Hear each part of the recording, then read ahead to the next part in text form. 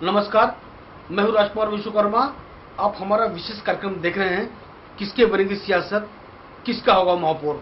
इस कार्यक्रम के अंतर्गत हम आ चुके हैं वार्ड क्रमांक 168 में, जहां पर मेरे साथ खड़े हैं समाजवादी पार्टी के इसी विधानसभा यानी कालिया विधानसभा के अध्यक्ष मुदस्सिर शेख जी। मुदस्सिर शेख जी, सबसे पहले मैं आपसे जानना चाहूंगा कि आने वाले नगर अध्यक्ष जो चुनाव कल परसों दिन घोषित हुए हैं, उस चुनाव के अंदर भारतीय जनता पार्टी सबसे बड़ी पार्टी बनी, शिवसेना, कांग्रेस, और सबसे चौंकाने वाली बात यह रही है कि मजलिस एमआईएम ने एक बड़ी भूमिका यहाँ पे निभाई है। समाजवादी पार्टी कहीं आता पता नहीं रहा है। जी, तो जैसे कि आप देखे होंगे, जब एमएनएस भी बनी थी आज से तकरीबन 9-10 साल पहले जी, तो राज साहब ठाकरे भी ऐसे ही जोश से ऊपर आए थे।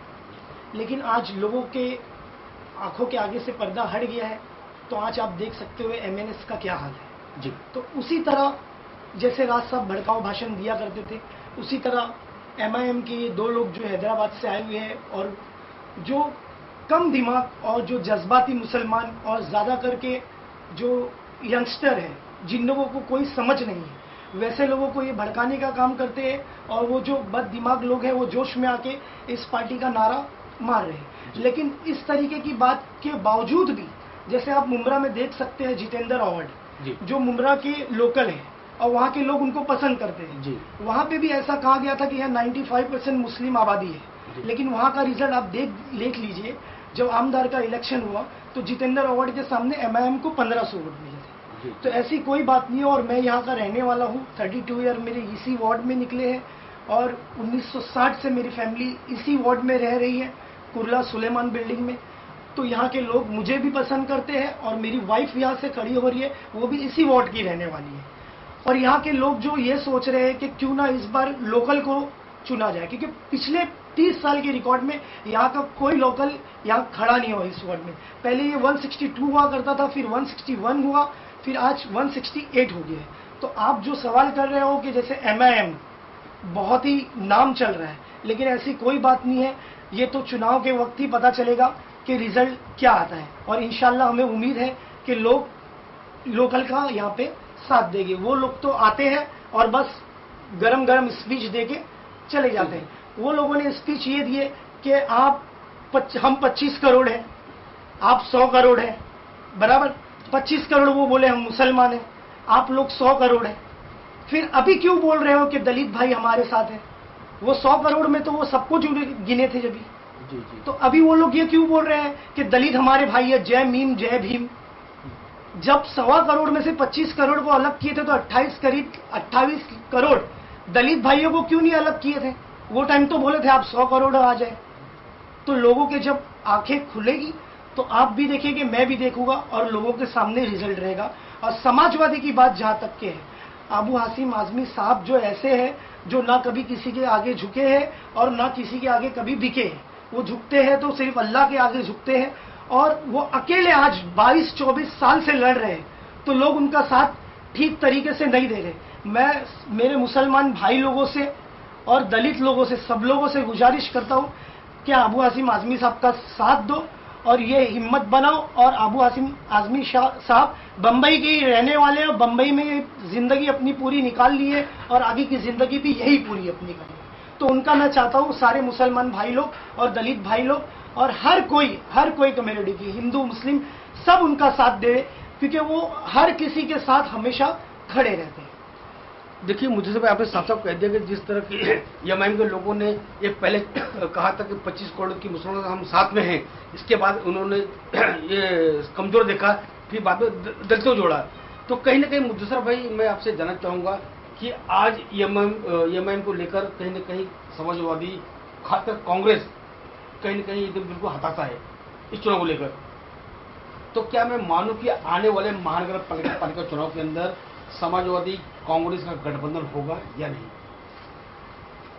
समाजवादी और कांग्रेस का गठबंधन होने के बहुत कम चांसेस हैं। जहां तक कि अबू हाशिम आजमी साहब ने जली एक मीटिंग थी हमारी साबू सिद्दीक कॉलेज के अंदर जी। तो वहाँ मैंने सारे कार्यकर्ताओं से पूछा कि किसी से गठबंधन करना है या नहीं करना है। तो सारे कार्यकर्ताओं की यही राय थी, सारे बड़े बड़े पदाधिकारी की यही राय थी, जितने वरिष्ठ नेता है सारे की यही राय थी कि गठबंधन हमें किसी से नहीं करना है, इंशाल्लाह ये बार अकेले ही लड़ना है। और एमआईएम का जो आप इतना जो सोच रहे हो कि जो नहीं, देखिए मुजफ्फर भाई, ऐसा मैं सोच नहीं रहा हूँ। जाहिर तौर पर कम से कम महाराष्ट्र के अंदर समाजवादी से ज्यादा उनके आमदार हैं और नगर सेवक हैं, तो ये सोचना हमारी मजबूरी नहीं है, ये हमारी जिम्मेदारी बनती है। कहीं न कहीं मुझे ऐसा लगता है कि मुसलमान समाजवादी से बिखर गया है। जी जी। तो जैसे कि मैंने आपको बोला कि मुसलमान में कुछ लोग बहुत जोशीले रहते हैं, जो जज्बाती बहुत रहते हैं। तो 2 साल पहले जो एमआईएम की सिचुएशन थी, जो जोश में वो चल रही थी, आज आप 2 साल बाद देख सकते हो कि आज वो हालत एमआईएम की नहीं है। लोग जान चुके हैं कि एमआईएम का असली किरदार, असली रोल क्या है। वो सिर्फ एक भड़काऊ भाषण है, और मजहब हमारा कहीं से नहीं सिखाता है कि किसी के भगवान के बारे में कुछ बोलना या किसी की कौम के बारे में कुछ बोलना। और कौन सिखाता है? न किसी हिंदू के धर्म में ये सिखाया जाता है, ना किसी मुसलमान के धर्म में सिखाया जाता है कि किसी को जज्बात में लेके पॉलिटिक्स किया जाए।